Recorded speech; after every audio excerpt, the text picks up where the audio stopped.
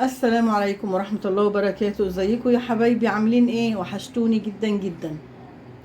ان شاء الله هنعمل مع بعض النهاردة قرنبيط.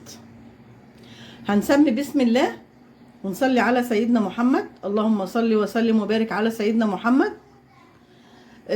انا حطيت اهو المية اهي تغلي عشان نسلق فيها القرنبيط. وادي القرنبيطة هقطعها بقى كده فصوص قطع، ولما اقطعها هوريها لكم. فاصل ونواصل. اهو يا حبايبي خلاص قطعتهم قطع اهي. دي قطع صغيره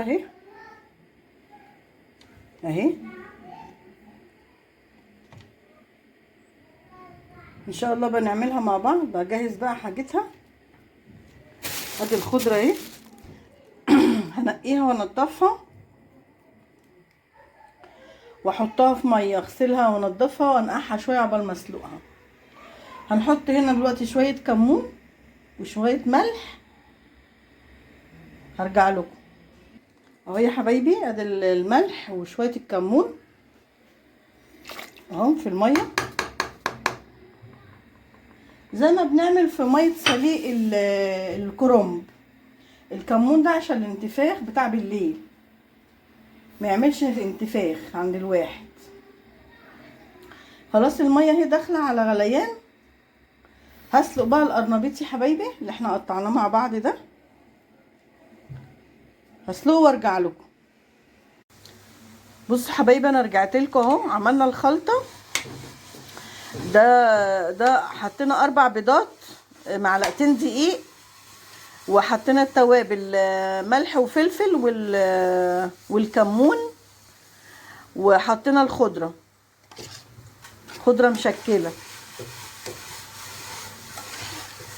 وربيتهم كده في بعض. انا كده حطيت الدقيق وحطيت ال4 بيضات والخضره والتوابل.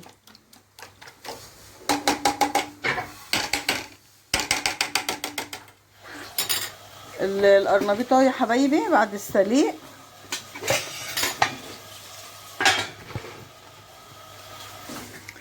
هغطسها بقى في الخلطه دي يا حبايبي ونقلي بقى مع بعضينا.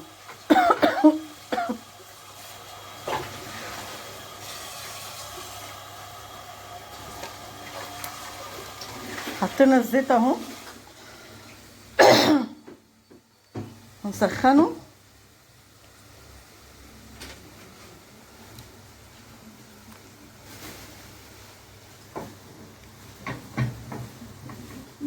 قرنبيط اهو. نصفيه كده شويه.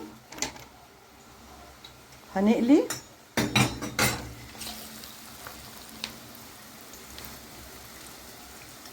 لسه الزيت شويه، هنستنى عليه 5.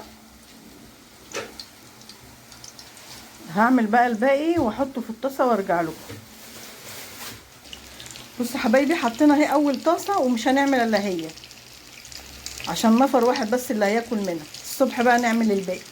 ودي طاسه بطاطس وهنعمل جنبيها طماطم، وده عشان النهارده.